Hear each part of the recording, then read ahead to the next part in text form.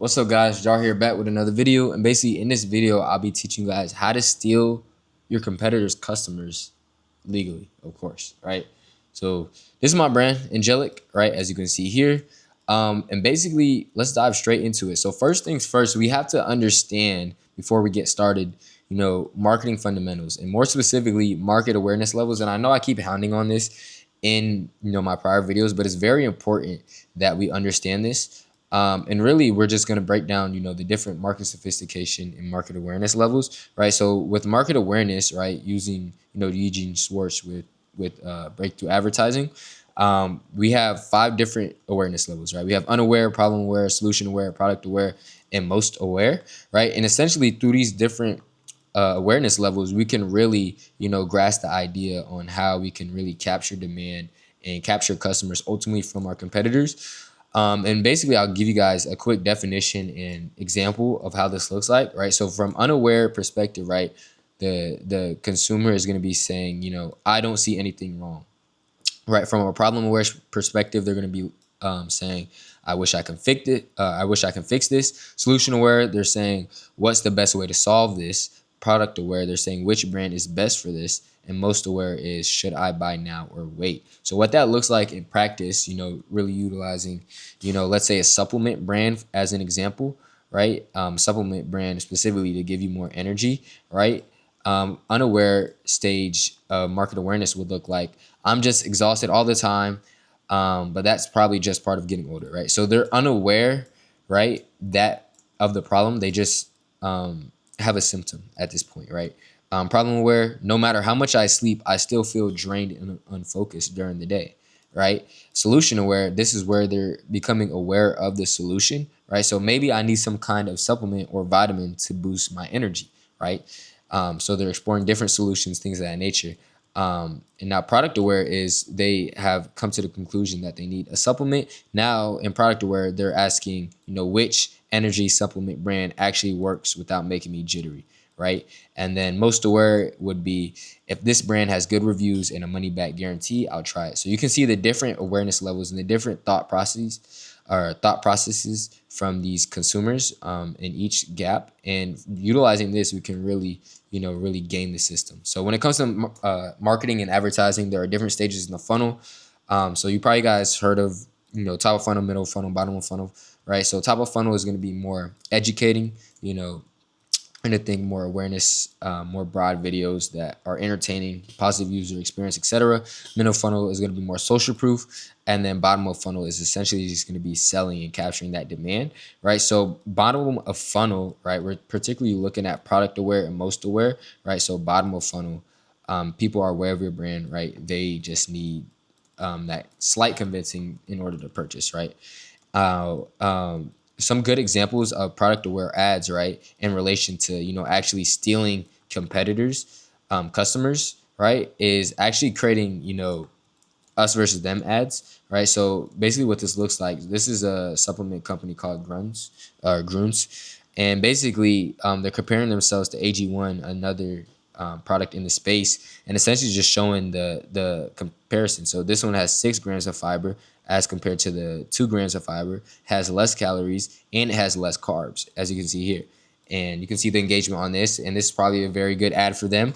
And even if you were a new brand, right, and let's say people didn't know who you were as a brand, you can still position yourself as, this better alternative to authority in the space like AG1, right? So if you're a new brand, right, you can make ads because people will recognize this brand, and let's say they're already in that, awareness level, right? Let's say AG1 has already, solved the unaware problem. They made them problem aware, solution aware. Now they're just product aware. They did all this top of funnel heavy lifting for you. Now you just come in on the back end and then essentially steal the customer by presenting a better solution.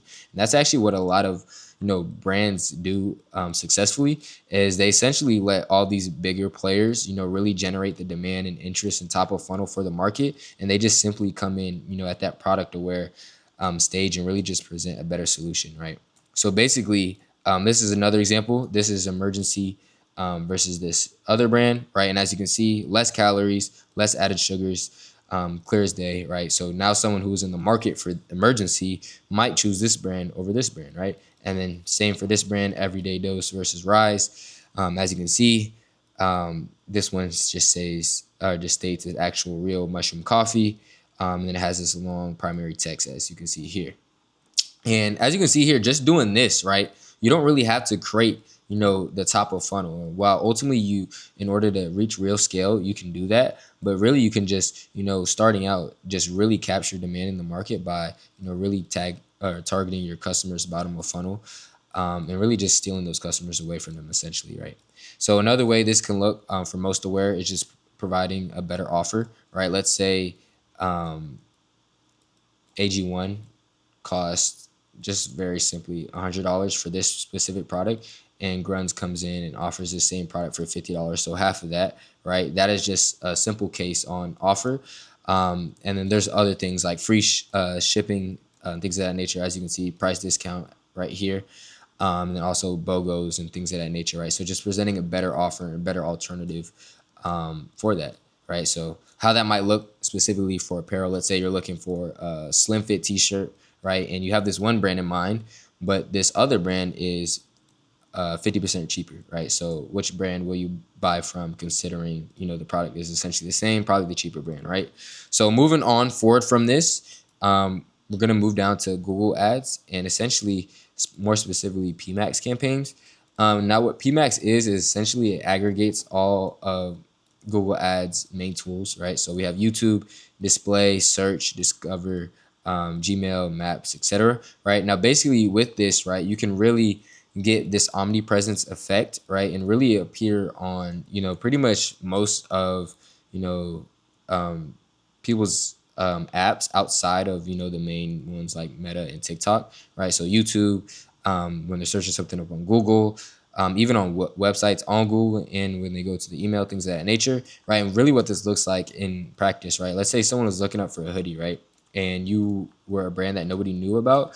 If you really had a good Google listing, you can rank, top in these Google shopping campaigns, and essentially get a lot of, sales off of this, because these people are already in market, what I'm saying, in the sense that they're looking more specifically for a hoodie. And they're kind of in that product aware stage, in the sense of, they're just looking for which hoodie should they buy essentially, right? Another example of this is just Google search ads, right? So essentially, let's say someone didn't type in comfort. Let's say someone typed in angelic, right? And then let's say comfort was bidding on my keyword, and they actually outbid me, so they're getting placed higher, and they're showing up as a #1 sponsor result. So they will actually steal a lot of my direct, organic traffic from that, my brand and search traffic from that, as you can see there. And that's just another way that you can utilize and capture off that. And then even from an email perspective, right? As you can see, I'll kind of point out the kind of sponsored ads. So, what I'm saying, if you are a brand, right, and people go to email, and you can just really attack them from that end as well, you can really start to pull away, from that bottom of funnel, and, from that overall competitor customer pool, potential customer pool. And really, like, this goes back to the idea of omnipresence, like I shared in the last one of my last videos, and essentially just really being on any and every platform, not even having to spend a majority of budget on each platform, but more so just being on that platform just for awareness sake, just really being in all those different buckets to maximize brand awareness and touch points. Really, that at the end of the day, creates top of mind for customers. And if you're top of mind, then 9 times out of 10, you'll capture the sale. And then really final last underrated method is actual shop ads. So I actually talk about this more in my one-on-one mentorships, but basically shop ads are on the shop app, and essentially the shop app is integrated within Shopify. And this is where actually a lot of customers do their shopping that people don't talk about. So they go directly to the shop app, and they have a lot of demand because they're looking for something specific, and really they're just in that product aware stage, like I said. And really just looking at that most aware stage as well, just really looking at different offers and things of that nature, right? So this is just from a December period in the last Q4. And as you can see, I brought in, 23K just running this one campaign on shop ads. Like I said, I can break this down more in my mentorship group. But basically, I only spent 8K, brought a return of almost a 3. And essentially, this was all new customers, right? These were not recapturing returning customers, because there's different settings and optimizations you can set for that. So these were incremental net new customers with these campaigns. And essentially what these shop ads do is they basically guarantee a return on ad spend. So you don't pay for the actual sale until the sale is made, if that makes sense. So basically with the Meta, right, you're basically bidding and paying, like, let's say $50, you might not get a sale, but basically within shop ads, you are guaranteed basically essentially a return on ad spend. And then from there, actual shop ads, they actually, give different offers within the shop app to actually improve the actual take rate. So as you can see here, save $10 when you spend $90 exclusive to shop. And what this might look like, just even from a discovery standpoint, another save $10 badge, higher click-through rates, things of that nature. And then, like I said, from a discovery standpoint, they actually push for better placements on the actual feed itself. So you can actually get better returns on there as well, as you can see here.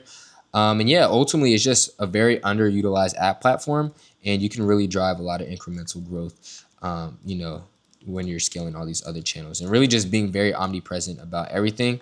But yeah, that's basically how you steal customers legally, right? If you guys want more strategies, more tips, more tricks, more specific tactics, you guys can click the link down in the description. I'm taking on some new clients. But up until then, I'll see you guys in the next video.